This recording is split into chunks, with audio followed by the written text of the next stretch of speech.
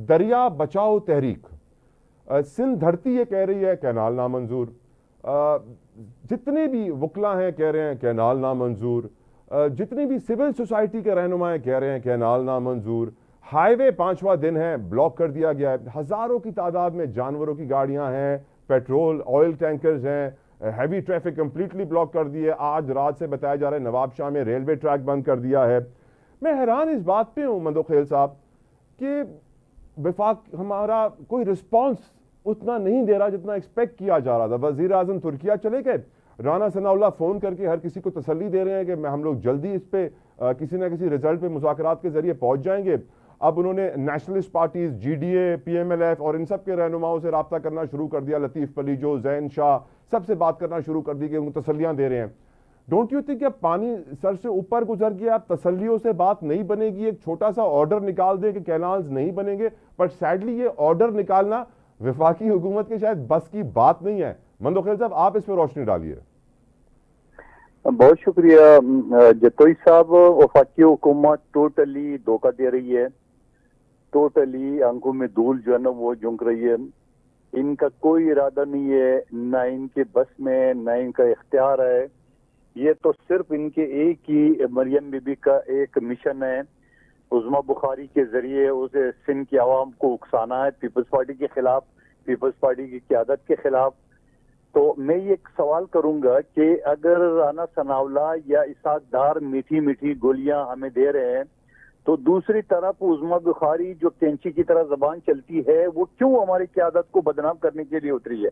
क्या वो मरियम बीबी के मर्जी के बगैर हो रहे हैं? नामुमकिन है। तो मैं ये समझ रहा हूँ इनको अंदाजा नहीं है। आपने जैसा बताया 5 रोज से पूरा सिंध जाम है, अदालतें बंद है, कराची की अदालतें बंद है, ताले लगे हुए हैं, क्लर्क भी अंदर जा नहीं सकते है। तो ये सूरत तो कब तक जारी रहेगा?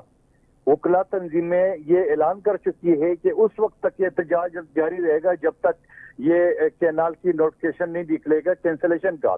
तो दूसरी तरफ हम ये कहते हैं वफाकी हुकूमत से कि एक जो रास्ता सही है वो CCI की मीटिंग बुला लो, वो बुला नहीं रही है। सिंध असम्बली से करारदाद पास हो चुकी है, कौमी असम्बली में करारदाद हमारी पेंडिंग थी कि गैर मुनम मुद्दत तक असम्बली के इजलास मुलतवी कर दिए है।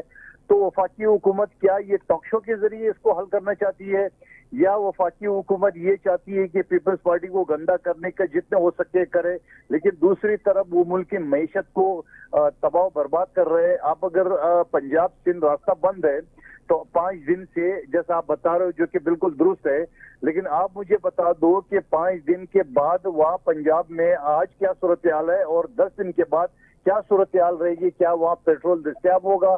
क्या वहाँ पे जो पोर्ट से गाड़ियां जा रही है या जो जानवर जो ईद के लिए इधर उधर जा रहे हैं, तो क्या वो सलामत रहेंगे? मैं ये समझ रहा हूँ कि वफाकी हुकूमत जो है ना वो सिर्फ ये खेल खेल रही है कि सिंध हुकूमत को, पीपल्स पार्टी को बदनाम कर रहे हैं। बाकी मैं कहता हूँ धोखा देने के अलावा कुछ मंदोखेल साहब, अब आपके इस जवाब में एक सवाल मेरा छुपा है सर। आपने कहा PMLN भी बदनाम करना चाह रही है पीपल्स पार्टी को।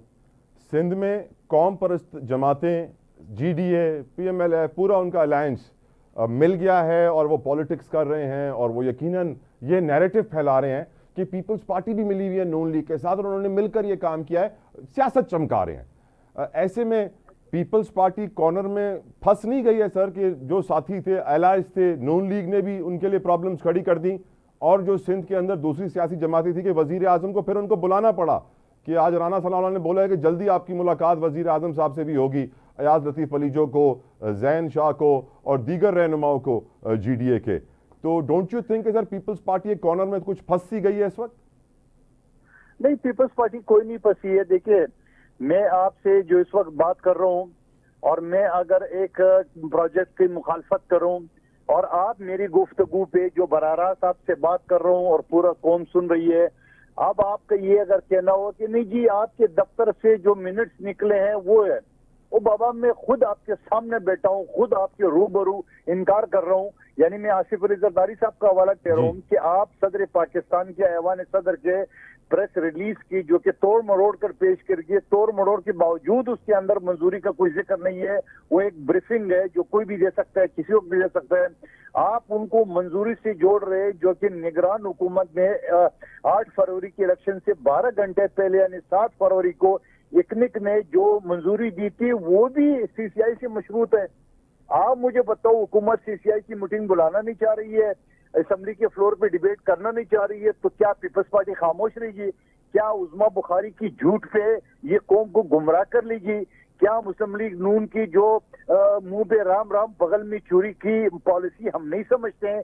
क्या इससे पहले बिलावल साहब ये नहीं कह चुके हैं कि मुस्लिम लीग नून जब फंसती है तो वो पांव पड़ती है, जब रिलैक्स हो जाती है उसके बाद वो गला पकड़ती है? क्या वो गला पकड़ने की पोजीशन इस वक्त नहीं है?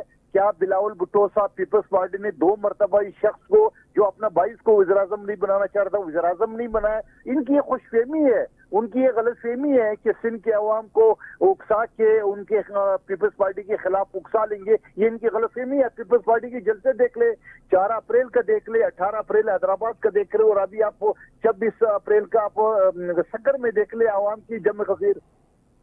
मंदो खेल साहब, जाम खान शोरो साहब वजीर आपाशी हैं, मिनिस्टर फॉर इरीगेशन सिंध, उनका स्टेटमेंट है सर कल का।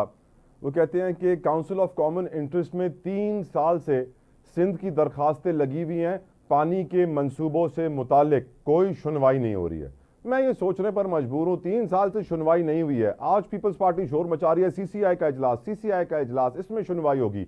कैसे आपको उम्मीद है कि पहले भी इतने केसेस पेंडिंग पड़े हैं 3 साल से, अब इस केस की सुनवाई हो जाएगी? वाटर अकॉर्ड 1991 सर, 2003 से उस पर अमल नहीं हुआ है, 2003 से। मैं नहीं कह रहा, जाम खान शोरो साहब कह रहे हैं।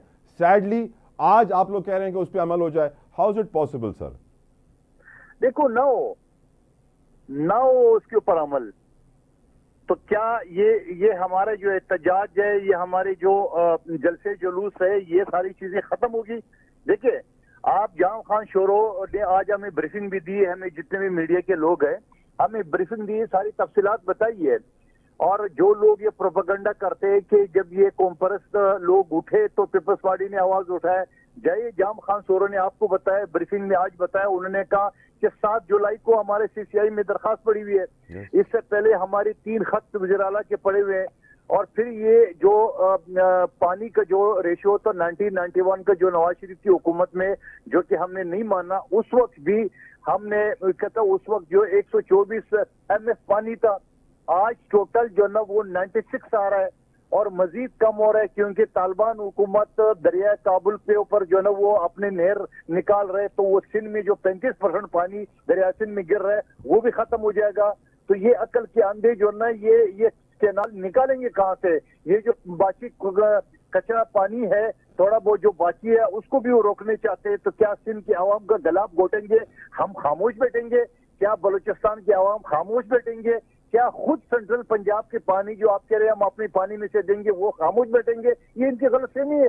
ये सिर्फ इतनी चाहती है कि सिंध एक पुरअमन सूबा है, क्योंकि बलूचिस्तान और खैबर पख्तूनख्वा में पहले ही हालात कशीदा है, तो ये चाहता है सिंध को भी पंजाब से लड़ाया जाए। ये मुस्लिम लीग नून की एक पॉलिसी है जो कि कभी कामयाब नहीं होंगे। सर, आज हमारे वजीर आला मुराद अली शाह की प्रेस कॉन्फ्रेंस में उन्होंने ग्रीन पाकिस्तान इनिशिएटिव को एक मशवरा दिया। मशवरा ये दिया कि अपनी एग्रीकल्चर की प्रैक्टिसेस बेहतर करके भी आप 30% आबादी बढ़ा सकते हैं। उन्होंने मिसाल दी कि गंदम पाकिस्तान में फ़ी एकड़ 30-35 मन, गंदम भारत में फ़ी एकड़ 50 मन, चीन में फ़ी एकड़ 60 मन। वजह यही है कि वो अपने बीज के ऊपर रिसर्च करते हैं, अच्छी प्रैक्टिसेस करते हैं, पानी लेटेस्ट टेक्नोलॉजी के ज़रिए उसको इस्तेमाल करते हैं। जब ये बात लोगों ने सुनी, बहुत सारे काश्तकारों ने सुनी, तो यही उन्होंने जवाब दिया मुझे कि ये काम तो वज़ीर आला का खुद है कि वो ये बेस्ट प्रैक्टिसेस एग्रीकल्चर की अपने सूबे में इंट्रोड्यूस करवाएं। स्पेशली मंदो खेल साहब एक ऐसे वक्त में कि जब मरियम नवाज साहिबा पंजाब में 110 अरब रुपए का पैकेज गंदम के किसानों के लिए वो अनाउंस कर रही हैं, उससे रिलेटेड चीज़ें, और पाकिस्तान सिंध में स्पेशली जो किसान हैं वो परेशान बैठे हुए हैं। आप इसके ऊपर क्या कहेंगे सर? आप मुझे एक बात बताओ, मरियम बीबी के 110 अरब अनाउंस करने के बाद क्या पंजाब के किसान जो है ना वो खुशी से नाच रहे? नहीं। आप उनकी खुद ज़बानी सुन ले, ये धोखा देने की और कुछ नहीं है, ये सिर्फ सब्ज बाग दिखाते हैं और कुछ नहीं करते हैं। और अभी सिंध का फसल अभी तैयार हुआ ही नहीं है। और दूसरी बात मैं ये कहना चाह रहा हूँ, पीपुल्स पार्टी ने हमेशा गरीब, मजदूर, हारी, किसान, मुलाजिम की पॉलिसी की है। मुस्लिम लीग नून ने हमेशा सरमाएदारों के लिए पॉलिसी बनाई है। तो ये क्या हमारे साथ मुकाबला करेंगे? और खुद बिलावल भुट्टो साहब ने स्पीच में कहा कि हम आपको देते हैं, टेक्निक बताते हैं, आप हमारे साथ बैठे तो सही।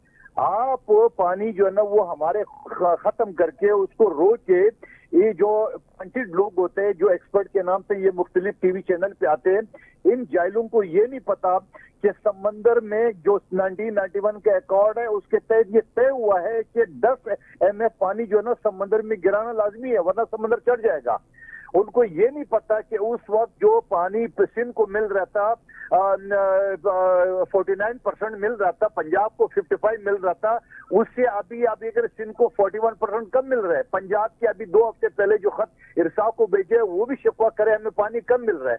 तो जब पंजाब को पानी कम मिल रहा है, सिंध को अब एक तरफ रखते पख्तूनख्वा बलूचिस्तान को, आप पंजाब में से जो पानी काटेंगे वो बेचारे पहले से जो कमी का शिकार है वो कहाँ जाएंगे? सवाल ये, मैं फिर कहूंगा कि ये नहीं कर चाहते हैं कि सिंध का सूबा खुशहाल हो, ये नहीं चाहते। अगर आप 1991 का देख ले, उस वक्त 30 लाख एकड़ जो है ना वो चावल की काश्त हो रही थी, आज 70 लाख हो रही है। आज 70 लाख हो रही, तो वो पानी आप बचा सकते थे, क्योंकि चावल को ज्यादा पानी चाहिए, गंदम को कम चाहिए, दूसरे फसलों को कम चाहिए। तो ये बहुत सारी डिबेट है, लेकिन सूरत-ए-हाल ये कि इस वक्त पूरा सिंध आपको पता है सराफा एहतजाज है।